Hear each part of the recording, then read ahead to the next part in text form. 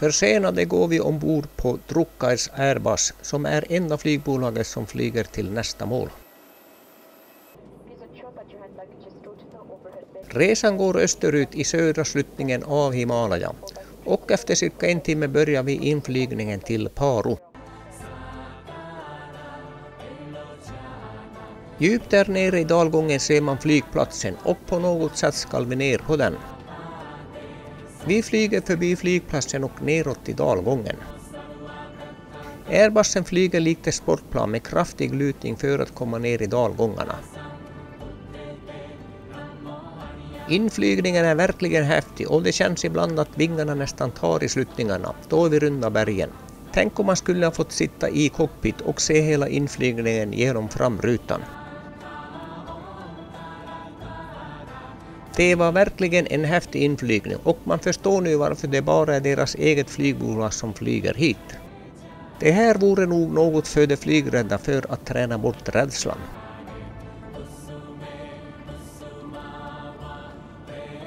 Vi rundar bergen i flera dalar för att komma ner på banan. Då vi rundat bergen i dalgångarna anländer vi då flygplatsen och det är väldigt vackert här.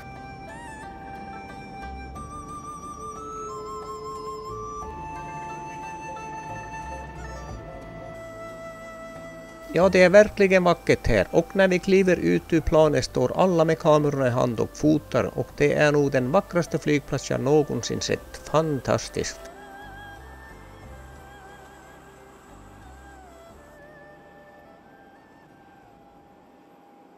Ja, då är man i Bhutan och vi lämnar Paro där flygplatsen ligger. Hallå Bhutan! Hallå! Hallå! Hallå Bhutan! Hallå! Hallå!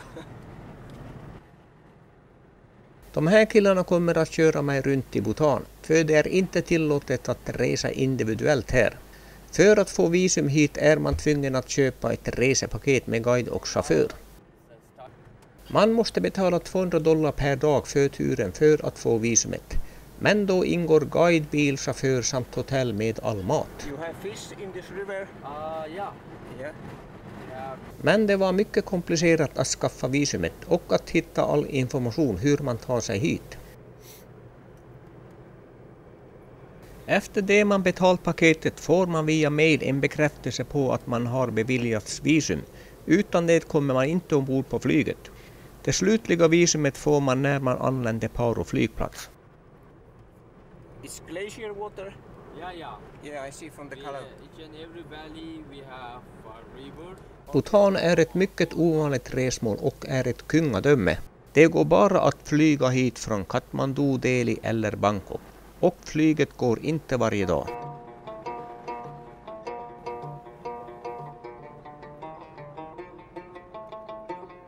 Det inhemska namnet på landet är Trukjul, vilket betyder drakens land. Landet kallas också för åskdrakens land.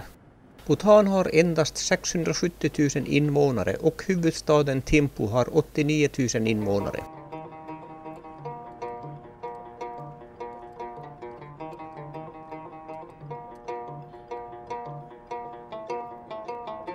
Det är otroligt vackert med höga berg och djupa dalar. Språket i landet är Tsongkha och Charsop som är den viktigaste bhutanesiska språken. Det är nära besläktat med tibetanskan.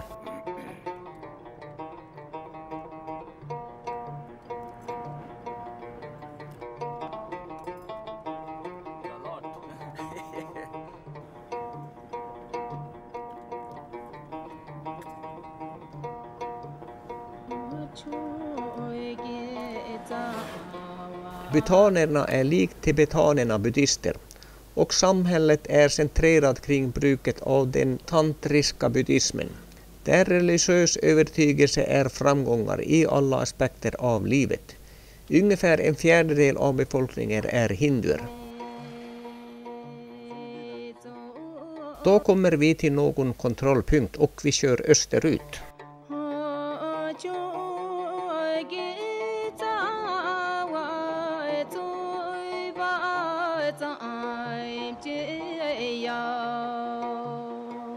Vattnet i bäckarna är grönfärgade för att det är glaciärvatten. Bhutan ligger i östra Himalaya med Tibet i norr och Indien i söder.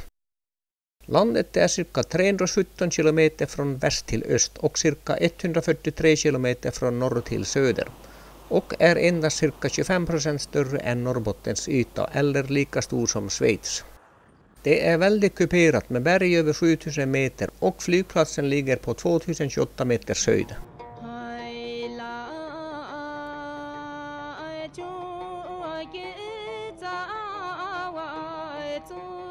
Vi fortsätter färden mot huvudstaden som ligger 65 kilometer från flygplatsen, men det tar drygt en timme att köra dit längs slingrande vägar.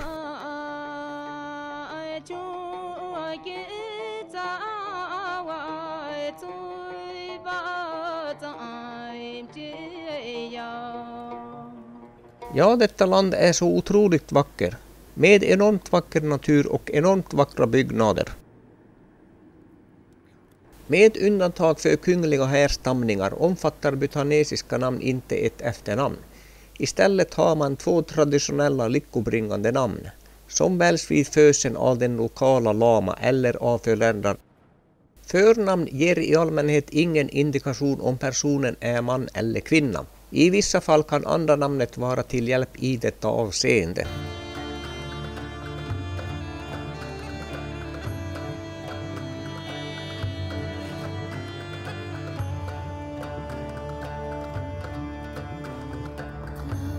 It's amazing how beautiful it is.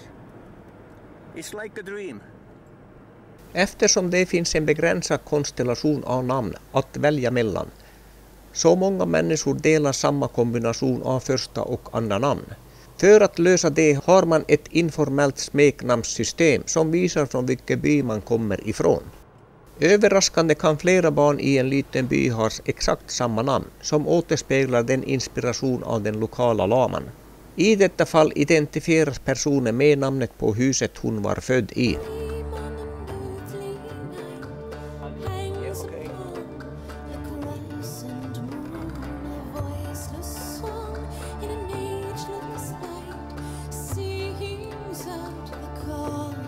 Då kommer vi till huvudstaden Thimphu som har cirka 89 000 invånare. Staden ligger på 2320 meters höjd längst med Wangshu-flodens västra dalgång. Då kommer vi fram till hotellet som är givetvis i bhutansk stil. Byggnaderna är så otroligt vackra med all dekoration. Man bygger även idag i samma vackra stil.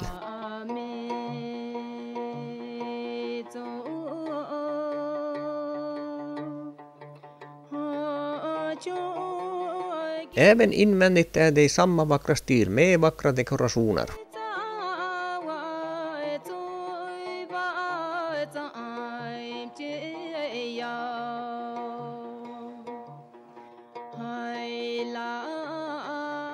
Efter en kopp kaffe går jag ut för att dokumentera Thimphu, för imorgon drar vi vidare.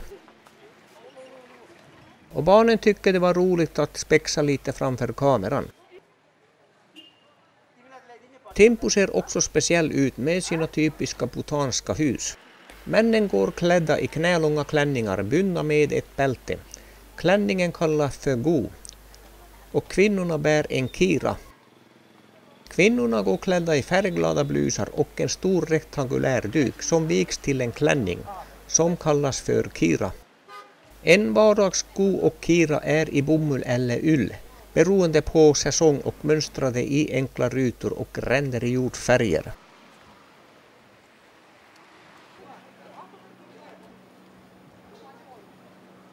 Alla bhutanska medborgare är skyldiga att följa de nationella klädselreglerna då de vistas i offentliga sammanhang. Ytterligare klädselregler gäller när man besöker en sång eller ett tempel, eller när man träffar en tjänsteman på hög nivå. Lokala och regionala förtroendevalda, ministrar och kungen själv får bära sina egna färgade dräkter. Klädsellagarna har mött motstånd från den etniska nepalesiska medborgarna som bor längs den indiska gränsen och som ogillar att behöva bära en kulturell klänning som inte är deras egna.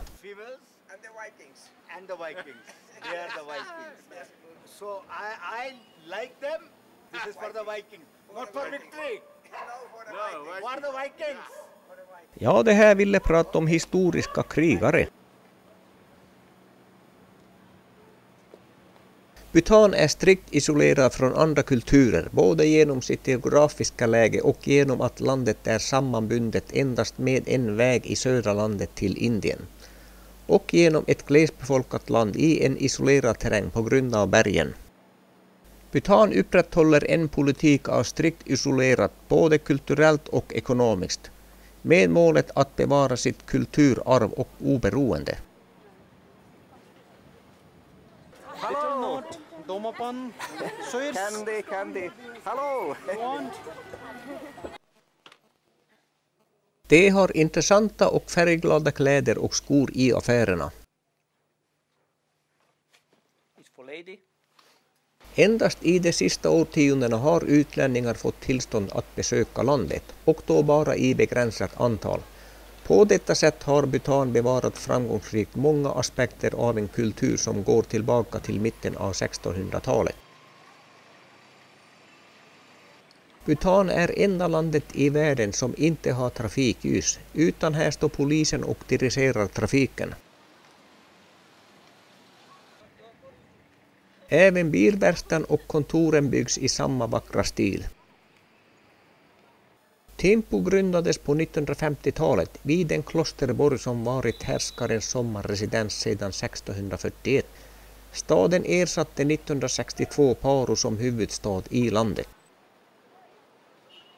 Stan har på senare år vuxit betänkligt på grund av ökande urbanisering, och dess centrum har därför totalt byggts om.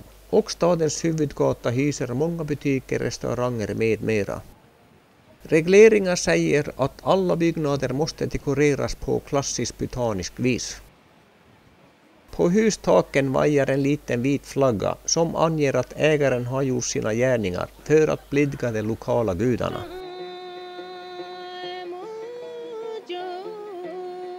Man bygger nytt och gjutningen görs för hand. Man bär upp betongen i korgar.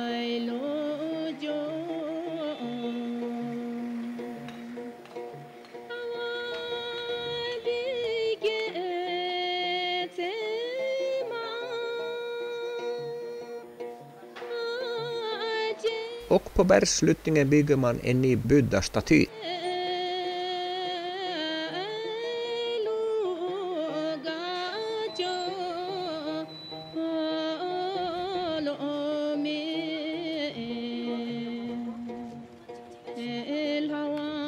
Här har man varorna ute på gatan, för här existerar inga stölder.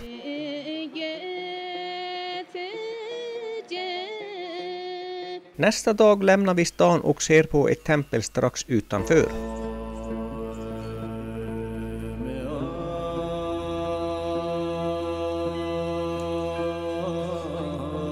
I mitten på tempelområden står en vit stor stupa, som de troende skall vandra runt varv efter varv. Både tibetaner och bhutaneser vördar den tantriska guru Padmasambhava, som är grundaren av Himalayas buddhismen på 700-talet.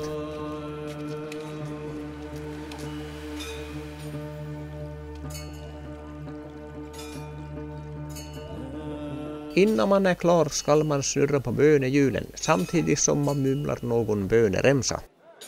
Och inne i templet brinner ljuset med smörfett i. I andra änden av Thimphu ligger Bhutans parlament. Byggnaden byggdes år 1216 av den första Dharma Raya, som också grundade Lodrupka, som är en sekt av buddhism. Den har varit det utmärkande sekten av Bhutan. Byggnaden har traditionellt varit säte för Dharma Raya. Byggnaden är ett buddhistiskt kloster och fort. Dessa byggnader kallas för dzong, vilket är ett slags byggnad som är en kombination av befästning, administrationsbyggnad, kloster och tempel. Dzongen har varit säte för Bhutans regering sedan 1952 och för närvarande är det kungens tronsal och kontor, sekretariat och vissa ministerier.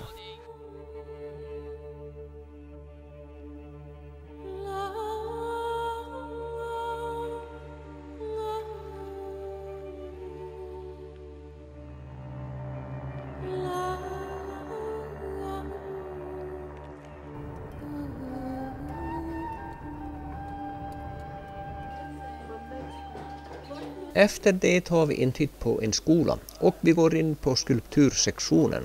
Träsnideri och andra dekorationsutbildningar är en av de viktigaste utbildningar i landet. I Bhutan strävar man inte efter största möjliga bruttonationalprodukt utan högsta möjliga bruttonationallycka. Undervisningssystemet utbildar mot bruttonationallycka istället för BNP. Man är mycket mån om den buddhistiska traditionen som innebär en väl utan stress och karriärslusta. Landet hänger medvetet inte med i industrialiseringen, därför har man ingen ekonomi att tala om.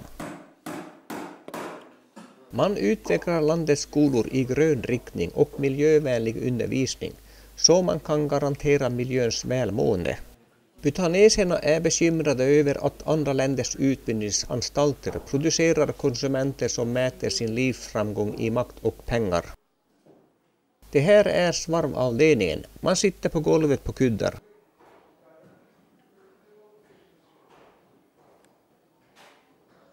Man eftersträvar hållbar användning av naturresurser genom att återanvända allt avfall. Och man undviker plastprodukter och avgasutsläpp på skolutfärder. Om möjligt promenerar man under utfärderna. På skulpturavdelningen gör man olika skulpturer framför allt i lera. Bak i väggen bankar man lera med hammare.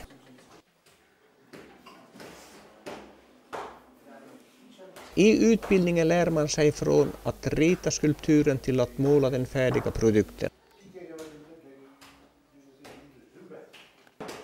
Bhutans skolelever får också ett tungt infopaket om klimatförändringen, Himalayas ekologi och naturresursernas överansträngning och skydd.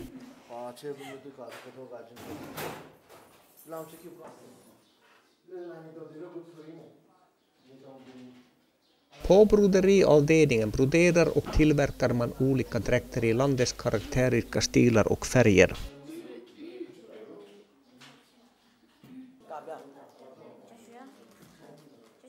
Meditation är ett nytt läroämne i skolorna. Enligt principerna för bruttonationell lycka utövar man meditation för att förkovra sin observans och sinnesfunktioner. Olika åldrar studerar olika slag av meditationsteknik. Treorna lär sig empati och tålamod genom att bära vattenskålar medan det går. På de högre klasserna lär man sig respektera liv och hur olika livsområden hänger ihop genom andnings- och färgmeditation. Maskinerna är gamla hederliga trampdrivna.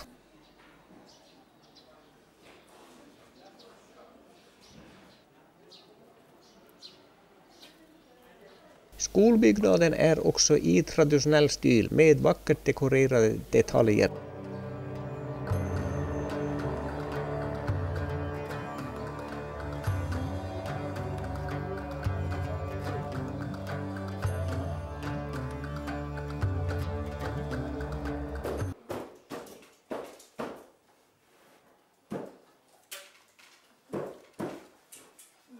På övervåningen har man väveriutbildningen.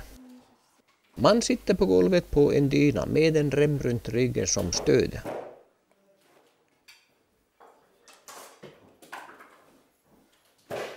Många av utbildningarna är på 4 till 6 år långa.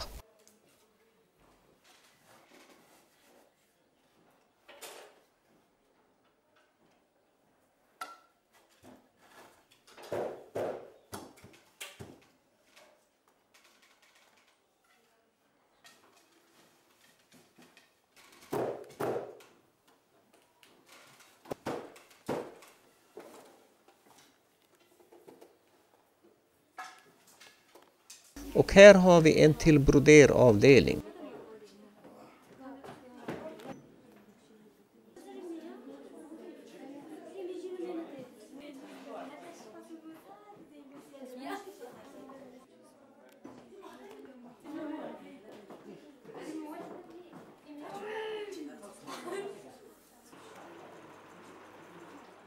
Här lär man sig att teckna och måla dekorationer.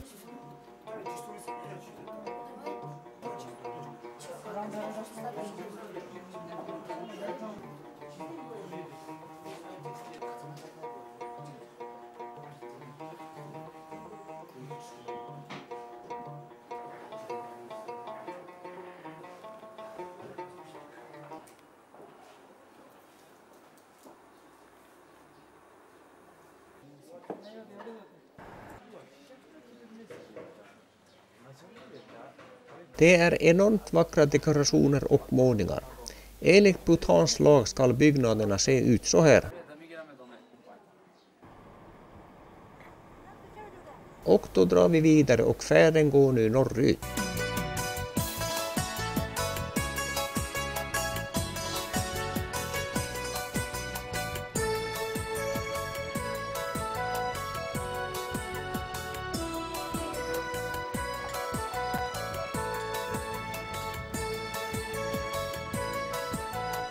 Och vägen går hela tiden uppför berget. De flesta är bosatta i den centrala högplatån. Invånarna kallar sig Drukpas, drakfolket, och kommer ursprungligen från 3 olika etniska grupper. Till urinvånarna räknas Sharkops som kommer från de östra delarna av landet. De andra grupperna som utgör befolkningen kommer ursprungligen från Tibet och Nepal.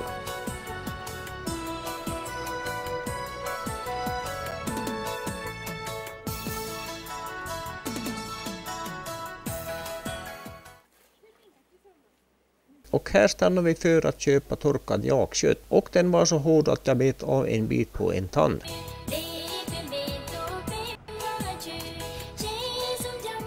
Vi är snart på högsta passet som ligger på 3115 meters höjd, där bergen är inbäddade i molnen.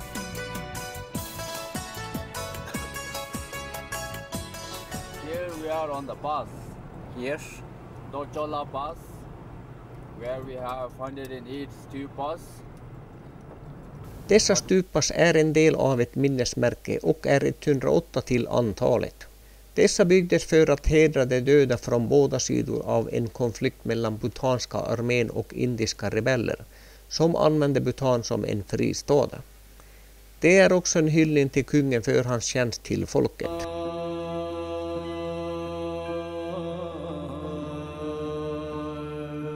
Orsaken till att här finns 108 stupas är för att siffran 108 är en viktig siffra i buddhismen. Folk som kommer hit har med sig en pärlband med 108 pärlor i, och man kommer hit för att bringa lycka och bra meriter. Dessa stupas är andliga monument som representerar Buddhas kropp, sitt tal och sitt sinne, men framförallt hans sinne, och varje del visar vägen till upplysning.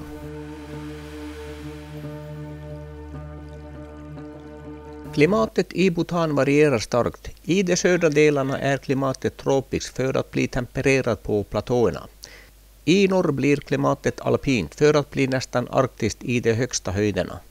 Överallt i landet finner man vackra buddhistiska kloster. Dessa utgör unika landmärken för Bhutan.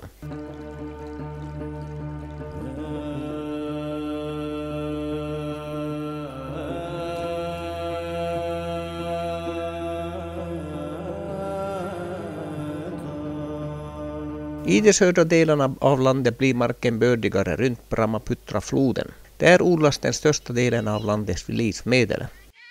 Naturen i Bhutan är sagolikt vacker och imponerande. Landet ligger ut med Himalayas sluttningar. Nedanför bergen breder sig de alpina ängarna ut sig med betande djur. Landet är en vandrares paradis och miljöaktivistens dröm.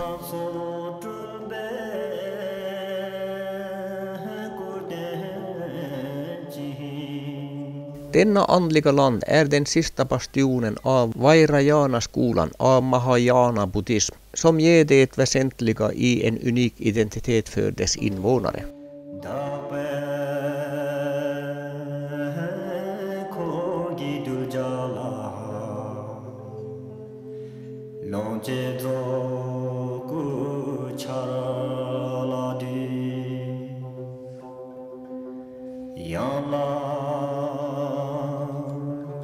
Bhutan täcks av 72% skogsmark, och landets orörda ekologi är hem till sällsynta och hotade flora och fauna.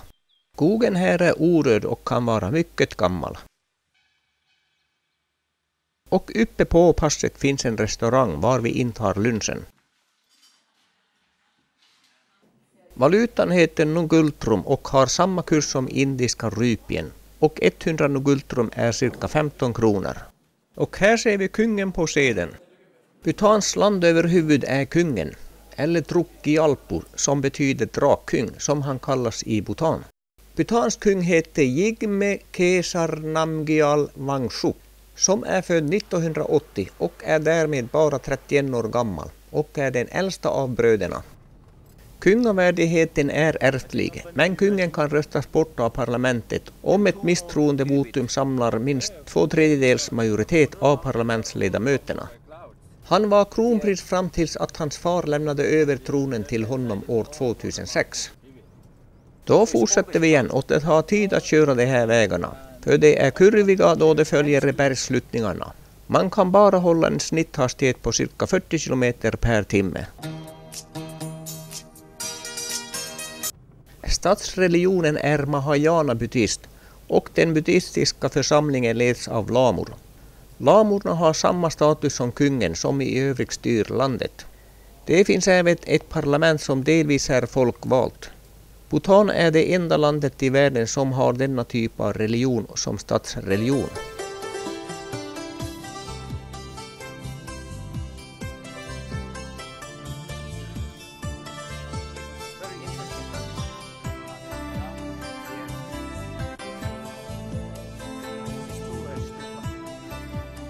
Sedan 1998 har landet en regering. Tidigare utgjorde kungen själv regering. Han utser fortfarande ledamöterna i regeringen, men dessa ska åtnjuta parlamentets förtroende. Parlamentet har 154 ledamöter, varav 105 väljs i demokratiska val. 12 väljs av religiösa inrättningar och kungen utser 37. Mandatperioden är på 3 år.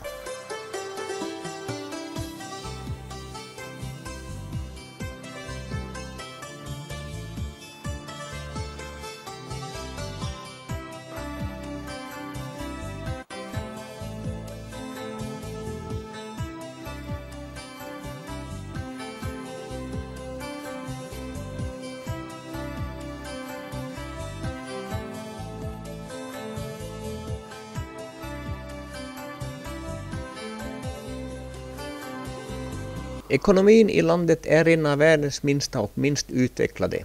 Basnäringarna är jordbruk och skogsbruk och dessa två huvudnäringar livnär 90% av befolkningen. Den utrikeshandel som förekommer är i första hand den som äger rum med Indien.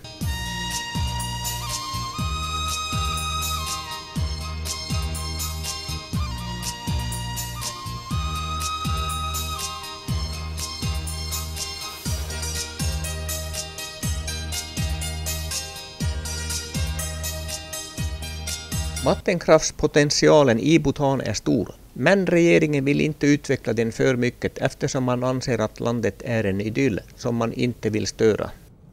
Omkring hälften av befolkningen är infödda bhutaneser och besläktade med tibetanerna. Övriga större folkgrupper är nepalesiska och assamesiska. Tsonga är det officiella språket, men det talas även skilda dialekter i mera avlägsna bergsbyar.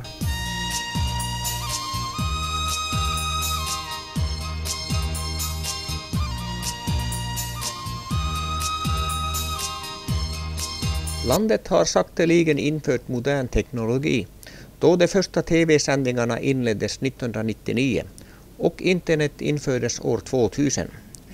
Den första radiotjänsten sändes i 30 minuter på söndagar med början år 1973.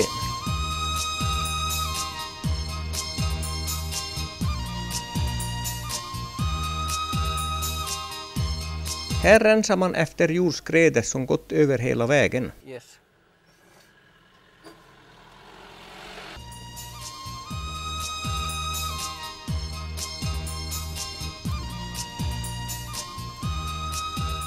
Här finns en guldlangur och denna apa finns bara i Bhutan.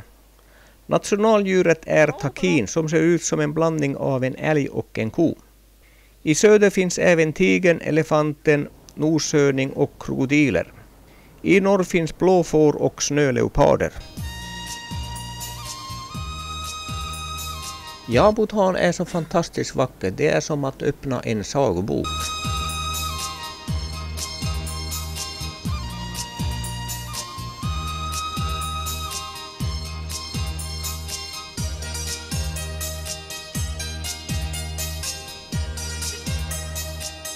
Dessa dzong finns överallt i detta mystiska och spirituella buddhistiska land.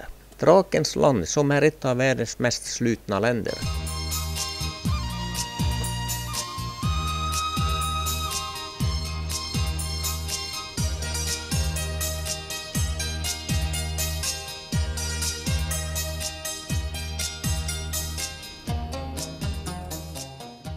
Då är vi nere i en varm och bördig dalgång och då är vi framme vid dagens mål.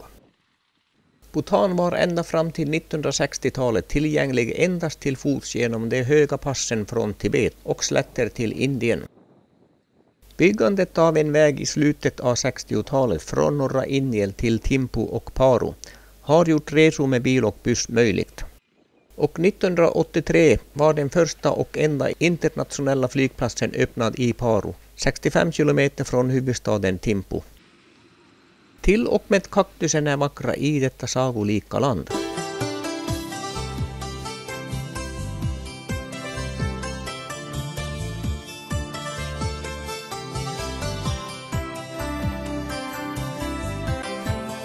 I dalgången finns bosättningar och terrassodlingar. Man ser de religiösa böneflaggorna på flera ställen. Det tar minst 3 timmar att köra dessa 70 kilometer från huvudstaden.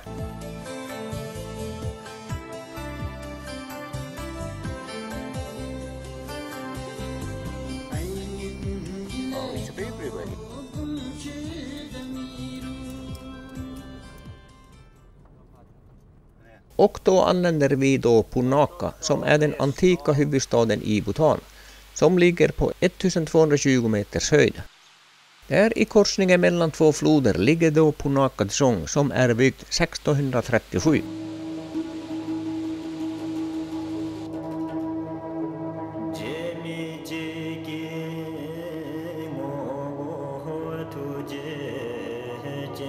Dzongen är ett fantastiskt exempel på Bhutans arkitektur. Punakha Dzong var känd i antiken som Drukphung Thang, vilket betyder palatset av stor lycka. Man når Dzongen genom den vackra träbron över floden och Dzongen kantas av vackra jacaranda-träd.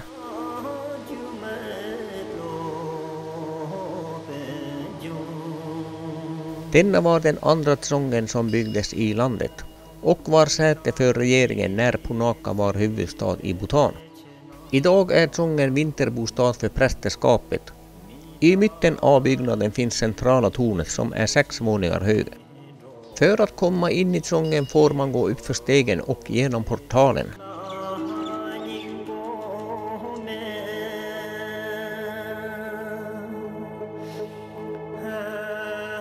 Dzongen är ett bra exempel på Bhutans hantverk. Varje dal eller distrikt domineras av en enorm dzong eller höga fortmurar som betjänar den religiösa och administrativa centrum av stadsdelen. Mitt på gården står dessa stupas som är otroligt vackert med dess målningar och speciella arkitektur.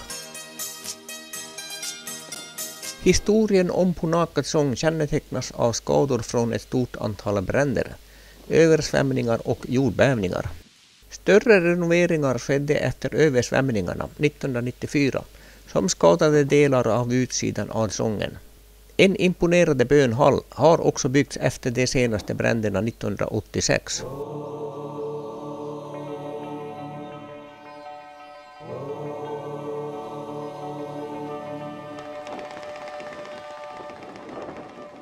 Punakha är administrativt centrum i distriktet som är en av de 20 distrikten i Bhutan. Punakha har tidigare varit huvudstaden i Bhutan och den var säte för regeringen fram till 1955, då huvudstaden flyttades från Paro till Thimphu. Man kommer in på själva gårdsplanen men de flesta salar är stängda för besökare. Här har vi det heliga klostret och här blir det kamerastopp. Kameraförbudet kommer från att det är heligt och att man ska vörda det. Bhutans flagga är från 1800-talet. Det gul-orangea är konungens färg och röd-orangea är buddhismens färg. Flaggans delning symboliserar på detta sätt den andliga och världsliga makten i landet. Draken mitt på flaggan representerar landets namn på språket Songkha. Drakens vita färg är en symbol för renhet. Jag bor intill floden och floderna i Bhutan är Brahmaputras tillflöden. Böneflaggorna är vackra där de vajar i vinden. Och på flaggorna står det skrivet olika böner.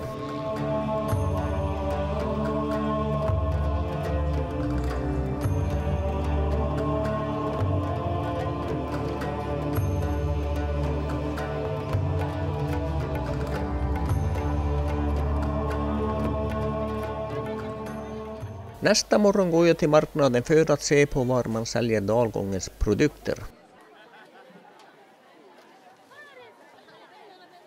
Här handlar man bland andra potatis, peppar, lökar och tomater. Punakadalen har subtropiskt klimat, där spannmål, grönsaker och frukter växer i överflöd.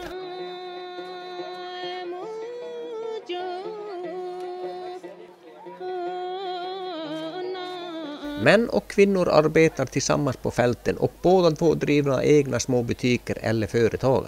För det mesta är det män som lagar maten och är traditionellt den som sköter om familjens kläder. Men männen väver inte tyger, det är kvinnans sysslor. Då fortsätter vi igen och nu ska vi besöka ett kloster i dalen. Här odlas ris som är den viktigaste grödan längs älvdalarna av två floder Pushu och Mushu. Till skillnad från Thimphu är det ganska milt på vintern och varmt på sommaren. Nere i dalgångarna får man inte snö vintertid. Det har man däremot i huvudstaden Thimphu.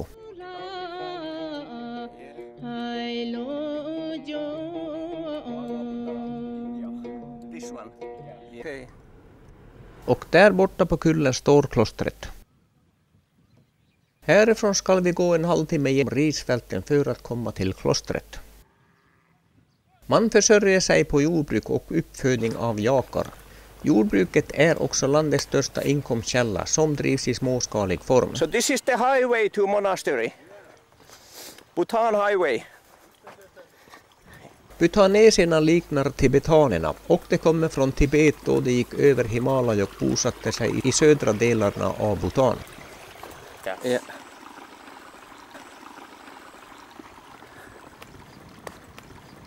Kvinnorna står i vattnet och plockar risplantorna. Plantorna buntas ihop för lättare hantering. Här ser vi risplantorna ihopbuntade. Efter det planterar man plantan i ett nytt vattentäckt fält. Sen tömmer man fälten på vattnet och sedan plöjs och bearbetas odlingsjorden med vattenbufflar eller maskiner. Sedan fyller man åkerfälten med en knapp decimeter vatten. Efter det sår man riskornen som får gro i en vecka innan man åter torrlägger fälten. Nästa steg är att fälten gödslas. Efter ungefär en vecka så släpps vattnet in i fälten igen.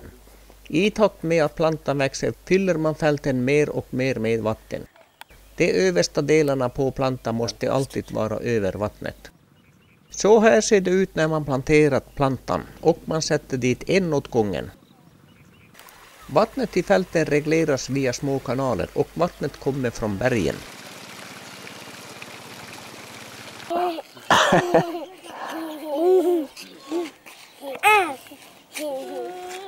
Yes. Då kommer vi fram till klostret som ligger vackert på en kulle.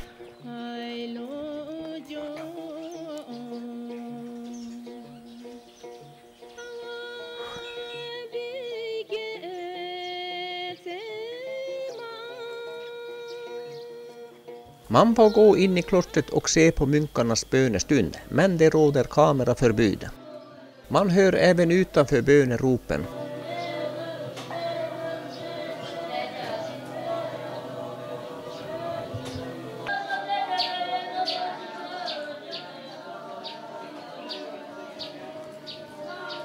Klostrets ledare, laman eller abbot som han också kallas för, sitter in till fönstret under bönestunden. Det är familjen som väljer ut en son som ska bli munk. Munkarna går i kloster på 6 till 9 år och blir omedelbart hänförd under en rektor. Att ha en son eller bror som tjänstgör i ett kloster är en mycket god karma för familjen. En munks andliga träning fortsätter hela livet. Det lär sig att läsa showcase, det språk som de gamla heliga texterna innehåller, samt sonka och engelska. Så småningom kommer de att välja mellan två möjliga vägar, att studera teologi och buddhistiska teori, eller ta mer gemensam väg att bli skickliga i ritualer och personliga praxis. Det dagliga livet av munk är stram, särskilt om de är stationerade på ett av klostren som ligger högt i bergen. Vid dessa kloster kan maten vara ofta otillräcklig och måste bäras till klostret av munkar eller deras besökare.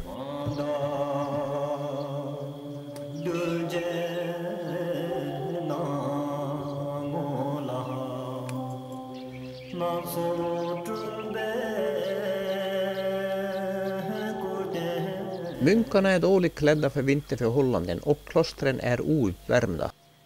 Förutom att tjäna samhället i sakramentala roller kan han göra fler och längre tysta retreater. En gemensam längd för en sådan reträtt är 3 år, 3 månader, 3 veckor och 3 dagar. Den högsta munk i landet är den främsta abbot i Bhutan, vars titel är Ye Khenpo. Han är i princip likvärdig i resning mot kungen. Under året sker många olika festivaler i landet i buddhistisk anda.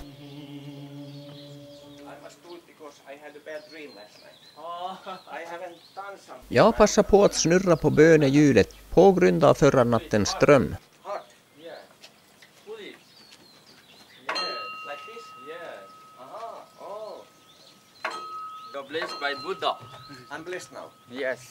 Buddhismen är en viktig del av livet och hela landets vardag. Kultur och historia bottnar i den buddhistiska traditionen. Ja, det är fantastiska vyer överallt.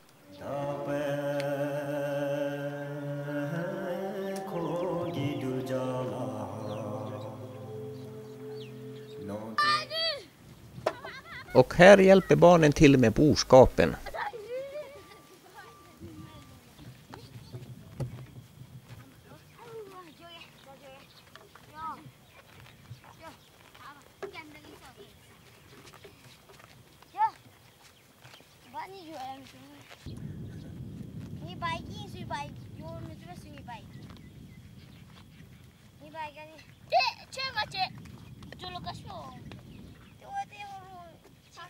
Det är inte alla hus som är vackra. I byarna finns många enkla hus.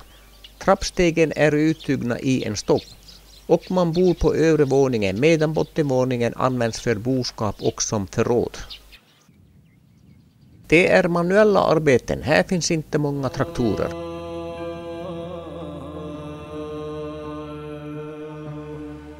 Stupas finns även ute på fältet för att ha nära till bönerundorna. Det finns 2 olika grupper av ris beroende på hur det odlas. Bergsris odlas på vanlig åkermark, medan sumpris som det här är måste växa på vattentäckta fält. Merparten av världens risodlingar är sumpris, och sumprisen är mycket arbetskrävande. När vi kört ett tag stannade vi för fotografering i det vackra vädret. Det risodlande asiatiska småjordbruket är en av jordens vanligaste jordbrukstyper.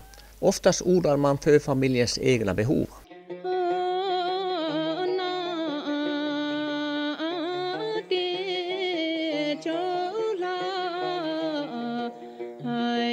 Man håller en stor religiös festival en gång per år i en sång eller i en viktig by.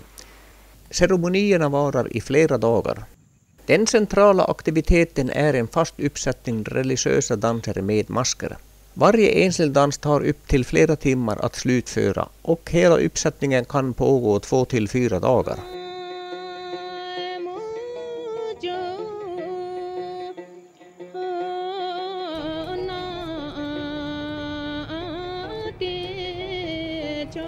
Då är vi tillbaks på andra sidan av bergen och kommer till Paro där flygplatsen ligger.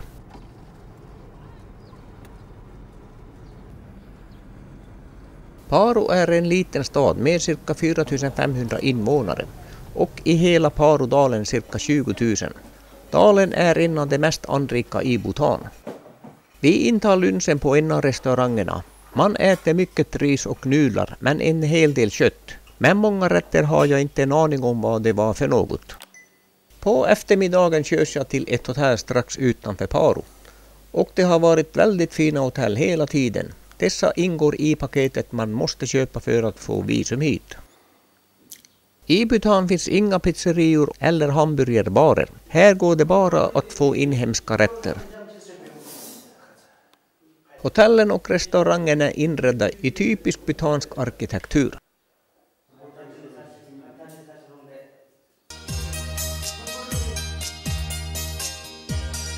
Nästa morgon tar vi en titt på vakttornet, som idag är ett museum. Tornet användes som ett vakttorn för att beskydda fortet och templet nedanför. Byggnaden är i 5 våningar och här finns flera 100 år gamla samlingar av kostymer och masker. Tyvärr var det kameraförbud även här.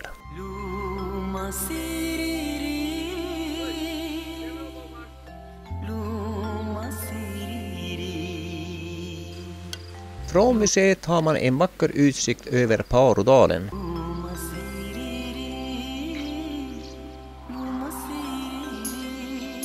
Nedanför museet ligger Ripnungsong, även känd som Parodsong. Byggnaden är ett fort och kloster och ursprungliga byggnaden är från 1646, som var ett försvarsfort mot invasionen av tibetanerna. Ingången ligger alltid på en höjd var trappstegen leder till. När man passerar flaggstången måste man ta av sig mössan och man får inte gå in med bara armar. Dessa sånger är så otroligt vackra, det är helt fantastiskt. Sången är även ett administrativt centrum. Ripnung och alla dess skatter förstördes av en brand 1907. Inne i fästningen finns en stor buddhistisk tempel. I Bhutan kan äktenskap vara påkommet av någon av parterna och skilsmässa är inte ovanligt idag. Vigseln består av utbyte av vita halsdukar och utbyte av en kopp.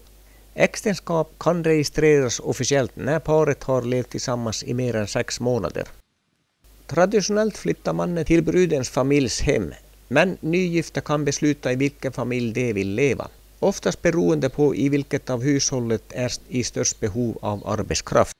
Målningarna beskriver det gamla Bhutan och livets händelser från 1600-talet. Här finns även flera myndighetsorgan som rättssalen.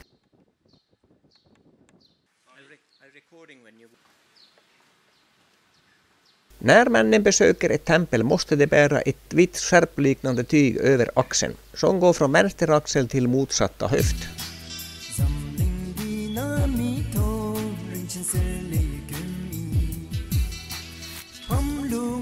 Bhutanesiska munkar läser och skriver den gamla varianten av det tibetanska språket som kallas Sokkei. Båda könen kan vara munkar, men i praktiken är antalet kvinnliga munkar relativt liten. En buddhistisk teokrati bildades i Bhutan under tidiga 1600-talet. Under 1800-talet började britterna intressera sig för landet och 1910 upprättade britterna formellt ett protektorat. Den nuvarande monarkin upprättades 1907.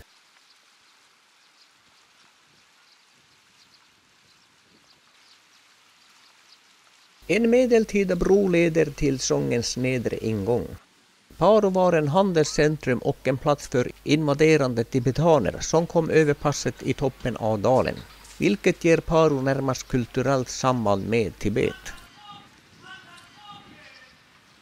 Längs huvudgatan finns rikt dekorerade byggnader i traditionell arkitektur. Här finns små affärer, institutioner och restauranger. Affärerna är av typen gammal lanthandel. Bhutanska kvinnor har traditionellt haft fler rättigheter än män i omgivande kulturer. Den mest framträdande är den presumtiva rätt som markägare. Fastigheten i varje familj styrs av mamman som biträds av de andra kvinnorna i familjen.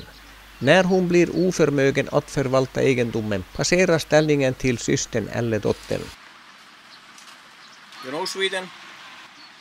Scandinavia. Hallå? Det var populärt att visa V-tecken och även små barnen försöker göra det.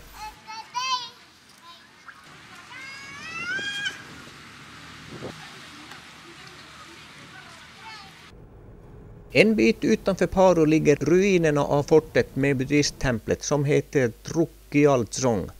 Man tror att fortet byggdes av Tenzin Drukna år 1649 som ett minnesmonument för segern över en tibetansk invasion. Där i bakgrunden ser vi Bhutans högsta bergstoppar som ligger på nordvästra gränsen till Tibet. Den högsta toppen Gangkhar Puensum är 7570 meter över havet och Khula Kangri är 7553 meter. Nästa dag blir sista utflyktsdagen i Bhutan och på hela resan, för imorgon på morgonen lämnar jag Bhutan. Det bästa har vi sparat till sist och där uppe 10 kilometer utanför Paro ser vi det. Och där har vi det fantastiska Taksang som betyder tigernästet på svenska. Tigernästet ligger på en 1000 meter hög klippa. Tigernästet är en tibetansk buddhistkloster och är höjdpunkten i Bhutan. Och det är den som fick mig att resa hit. Det var inte mycket mer jag visste om Bhutan innan jag reste hit. Då är det bara att börja traska uppför. Det tar minst 3 timmar att gå dit upp. Leden går först till vänster och svänger sedan till höger uppe på berget för att fortsätta än högre.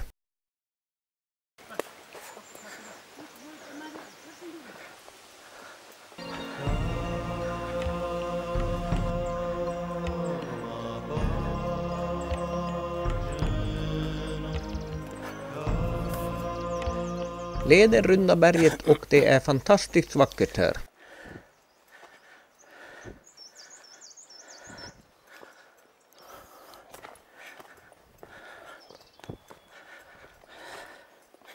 Vi kommer högre och högre upp och det blir varmare och varmare och jobbigare och jobbigare. You tired? No! You must look a little bit tired when I recording now. No, not at all. Nej, de här gossarna har nog bättre kondition än vi har, för de är vana att gå mycket.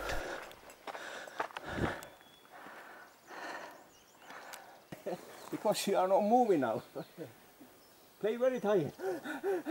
Måste ta en paus och vila lite, för det är tungt att gå brant uppför hela tiden. Då fortsätter vi igen och vyerna är helt fantastiska. Bhutan är verkligen ett sagoland på alla sätt.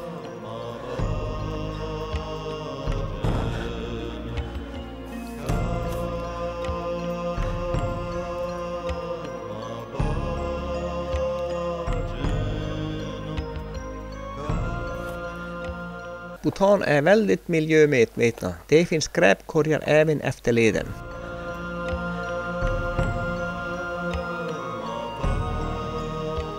Där ser vi igen Bhutans högsta berg som är 7570 meter.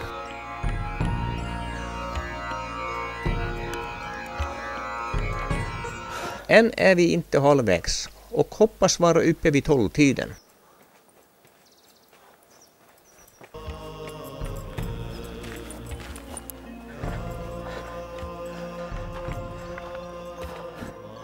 This is your water. And I have to drink my water. Troligen är vattnet rent och det kommer från bergen, men man törs inte riskera magen, så det får bli flaskvatten istället.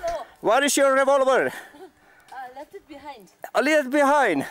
Yes. Yeah, but there may be wild tigers and Next time. yes.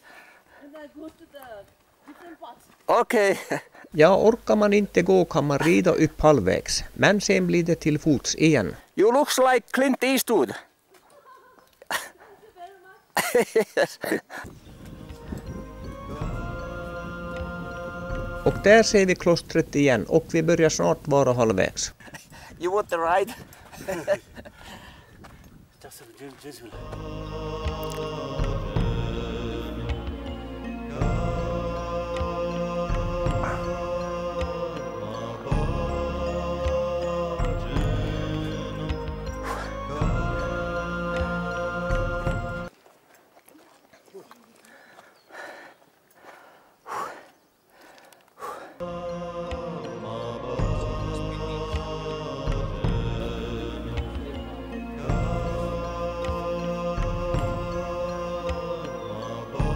Vi är nu flera hundra meter över dalgången och utsikten är fantastisk.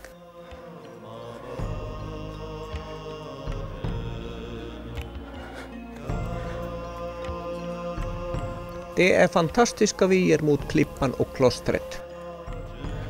This food is... Vandringen bortom denna punkt är mycket naturskön. Ja, det går åt mycket vatten innan man är uppe och där ser vi den vackra Parodalen igen.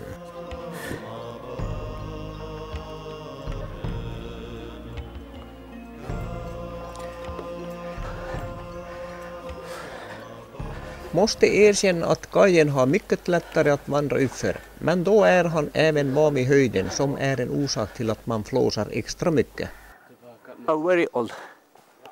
Skogen här är orörd och mycket gammal och många träd är halvruttna blåa tallar.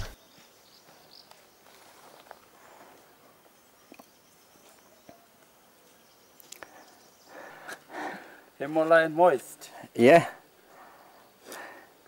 and it shows the purity of air, yeah, okay. signifies the pure air. Pure, yeah, okay. Yes. Good. Or all man's what? Beer. Ja, skägglavan kallas för Presence of gamla this mannens moist skägg. kings, this moist kings, we can consider there is a pure air. Ja, nu går leden faktiskt vertikalt ett tag och det är mycket brant på sidan om man ser ner mellan träden.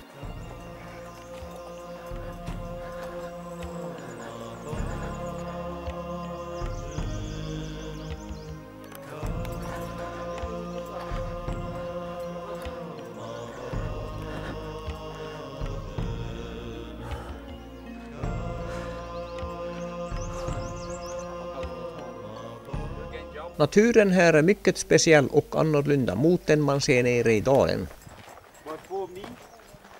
Efter stigen finns ett litet bönehus och här passar vi på att dricka. Då vill guiden träna att filma lite. You are tired? Not at all. Okay. Hello. Hi. Hi. Yes, Victory. Än högre upp finns ett meditationskloster. To climb down the steps and then again up the steps. Aha, okay. And if you're afraid of the heights, That is problem. that is the problem. Okay. You tell Nu ska vi gå ner igen en bit först innan vi går upp igen för att runda berget.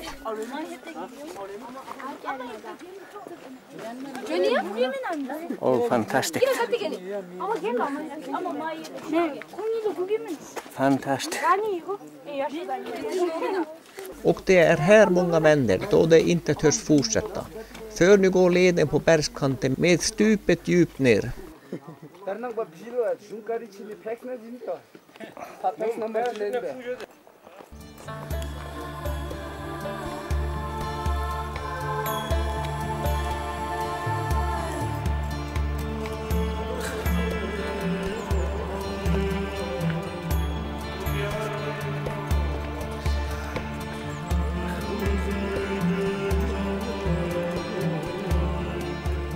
Böneflaggorna ska skydda oss under vandringen så vi inte snubblar och faller ner i ravinen.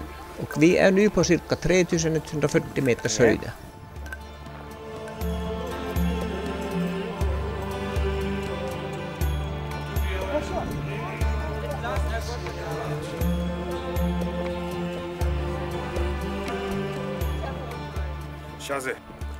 Rakt framför här är stupet. Snubblar man här är det kört. watch your steps. Yeah, I try. Your eye on your feet, not on the camera. Oh my God.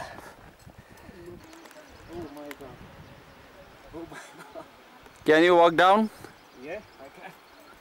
Det är första gången man känner sig lite svajig i knäna, men det är 900 meter stup vid sidan av stigen och leden går i zigzag neråt längs stupkanten. You know, if you fell here, you are dead. Yeah, sure. You are That's dead. why I'm saying watch your steps. You are dead 100 times. Mamma mia, oh my God.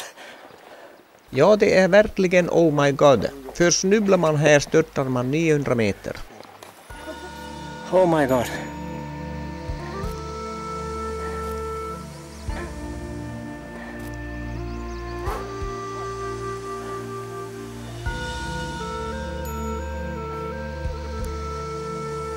Så går man en bit åt andra hållet och ner igen till motsatta hållet.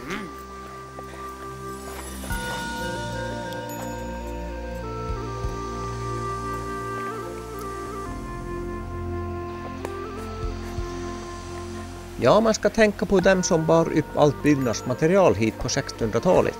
Och det är samma väg de har använt. Dessutom sägs det att det är kvinnor som bar upp all material. Holy Moses.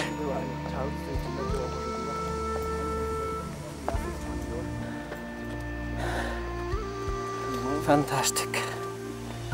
Absolutely fantastic.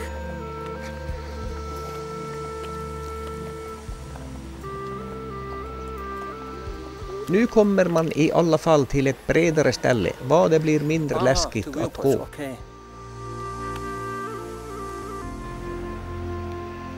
Och här har man faktiskt lagt stenplattor på leden och räcke, vilket underlättar en hel del. Mellan klostret och oss är det en klippskreva med 900 meter stup som vi måste runda. Oh my god. Oh my god.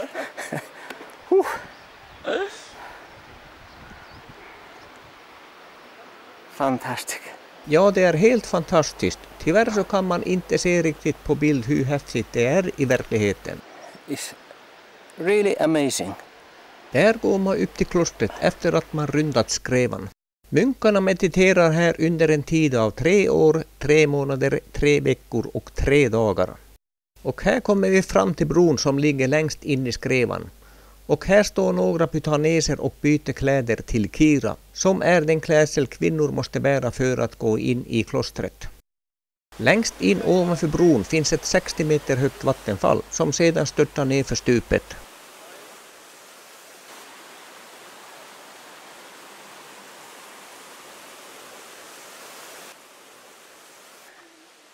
Nu är det bara sista trappstegen, sista 100 metrarna upp till den fantastiska tigernästet.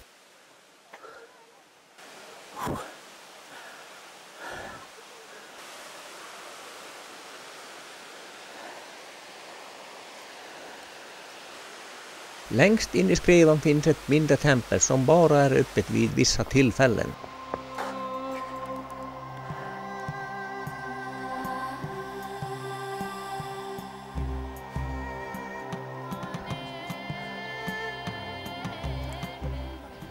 Då är vi framme i klostret 1000 meter uppe på klipphyllan och drygt 3000 meter över havet. Men tyvärr är det kamerastopp här också. Vi får lämna skorna utanför klostret och kliver in i den vackra salen. Klostret är ett av Bhutans heligaste och absolut den svårast tillgängliga. Det tar en hel dag att besöka klostret.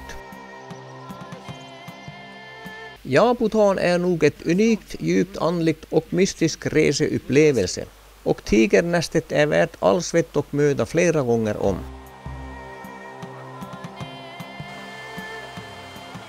Där har vi leden som vi kom efter och som vi ska gå tillbaks efter. Ja, tigernästet är så enormt häftigt och vackert så man kommer nästan i likotuksin som man säger på tornedalsfinska. Ja, det är nog ett av de vackraste och häftigaste som jag upplevt. Klostrets byggnader består av 4 huvudkomponenter, tempel, bostäder och vindskydd.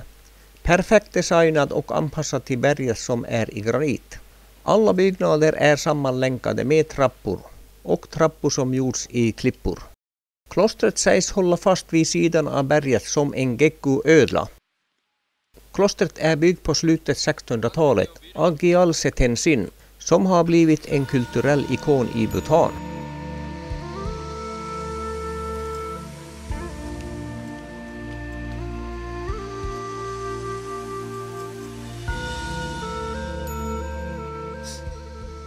Då börjar vi vandringen tillbaks.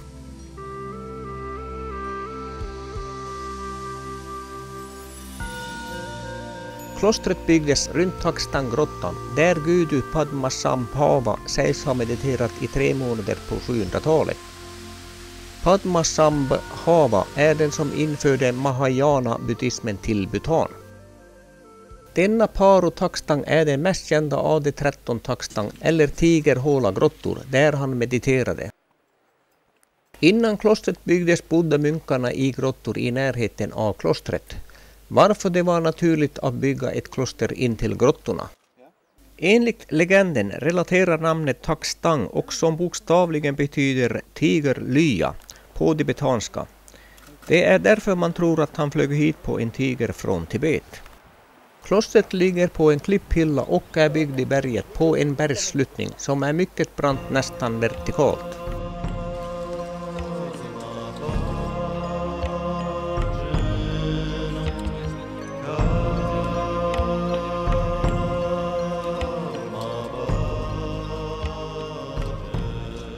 Legenden om Takstangklostret berättar att Tenzin som byggde templet här 1692 är en reinkarnation av Padmasambhava.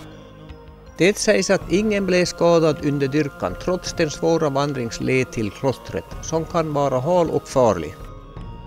Det sägs att munkarna som praktiserar buddhismen i dessa grottkloster bodde här i 3 år och sällan gick ner till Parodalen. Klostret kan faktiskt nås från flera håll trots dess speciella läge.